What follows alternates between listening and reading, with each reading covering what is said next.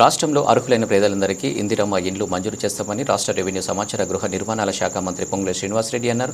శనివారం మంత్రి Khammam MP Raghurama Reddy, Sathupalli MLA doctor మట్ట రాఘమయ్య, అదనపు కలెక్టర్ డాక్టర్ శ్రీజలతో కలిసి కల్లూరు ఎంపీడీఓ కార్యాలయం ఆవరణలో 5 లక్షల అంచనా విలువతో చేపట్టిన ఇందిరమ్మ ఇల్లు మోడల్ ఇంటి నిర్మాణ పనులకు శంకుస్థాపన చేసిన సందర్భంగా మంత్రి పొంగులేటి శ్రీనివాసరెడ్డి మాట్లాడుతూ ప్రతి పేదవాడికి తినేందుకు సరిపడా భోజనం, కట్టుకునేందుకు బట్టలు, ఉండడానికి ఒక చిన్న ఇల్లు కోరిక ఉంటుందన్నారు. పేదలకు సొంత ఇల్లు కల్పించాలని గతంలో వైఎస్ఆర్ హయాంలో రికార్డు స్థాయిలో ఇళ్ల నిర్మాణం జరిగిందని, నేడు మరోసారి ముఖ్యమంత్రి రేవంత్ రెడ్డి ఆధ్వర్యంలో పేదలకు ఉచితంగా ఇల్లు నిర్మిస్తున్నామన్నారు.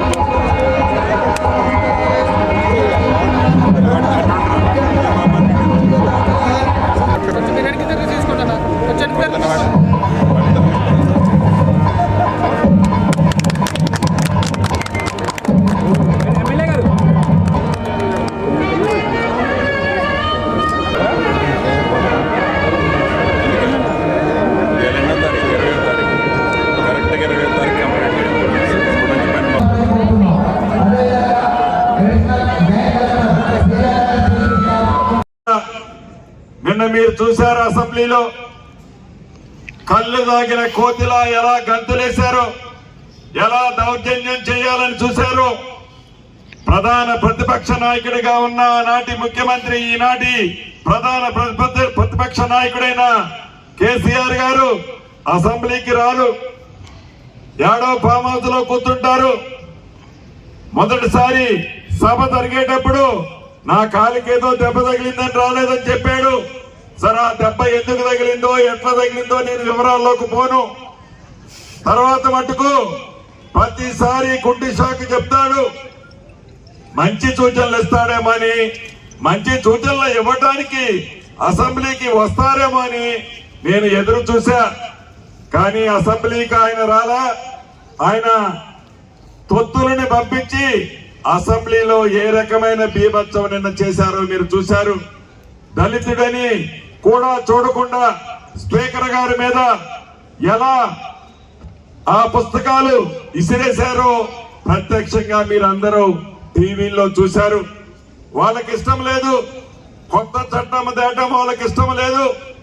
పాత చట్టంతోనే ఉంటే వాళ్ళు దోచుకున్న లక్షలాది భూముల ఎకరాలు కాపాడుకోవాలి అంటే కొత్త చట్టం వస్తే ఆ భాగోతం బయటపడుతుందని, ఏదో ఒక కేసు మీద చర్చించాలని దానికోసం పెద్ద గలాట అసెంబ్లీలో చేశారు. రాష్ట్ర ప్రజలంతా చూశారు. గతంలో 2 సార్లు బుద్ధి చెప్పారు, అయినా సిగ్గురాల. మళ్ళీ అదే పద్ధతి, అదే ఒడవడితో ముందుకు నడుస్తున్నారు. నిన్న ఒక దగ్గర విన్నా,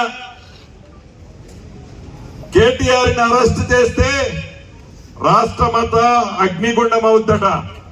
ఎందుకు అగ్నిగుండం అవుద్దో, ఎందుకు అగ్నిగుండం చేయాలి అనుకుంటున్నారో నాకు ఇప్పటికీ అర్థం కాల. ఆనాడు అక్రమంగా సంపాదించిన 1,00,000 కోట్ల డబ్బులను పెట్టి ప్రతి నియోజకవర్గానికి 2 కోట్ల రూపాయలు పంపించి సామాన్య ప్రజలకి ఆ డబ్బును ఎర్రగా చూపి అగ్నిగుండం చేయాలని ఆనాటి అధికారంలో ఉన్న నాయకులు, ఈనాడు ప్రధాన ప్రతిపక్షంలో అని చెప్పుకుంటున్న నాయకులు ఆ డబ్బు అహంకారాన్ని చూసి అగ్నిగుండం చేస్తామని అంటున్నారు. ప్రభుత్వం ఏమి నిద్రపోతూ ఉండదు. కాంగ్రెస్ శ్రేణులేమి గాజులు తొడిగించుకొని లేరు. అగ్నిగుండం చేస్తే ప్రజలు ప్రతి దానికి గతంలో 2 సార్లు బుద్ధి చెప్పారు, మళ్ళీ బుద్ధి చెప్తారని కూడా ఈ వేదిక మీద నుంచి వారికి తెలియజేస్తున్నాను. 2024 రెవెన్యూ చట్టం ప్రతి రైతన్నకి 2,76,00,000 ఎకరాలు తెలంగాణ రాష్ట్రంలో ఏదైతే ఉందో ప్రతి ఎకరాకి ఈ చట్టంతో భద్రత రాబోతుంది. కాబట్టి గ్రామీణ ప్రాంతంలో ఉండే చిన్న రైతులు ఎవరు అధైర్యపడద్దు. మన ఇందిరమ్మ ప్రభుత్వమే ఈనాడు అధికారంలో ఉంది.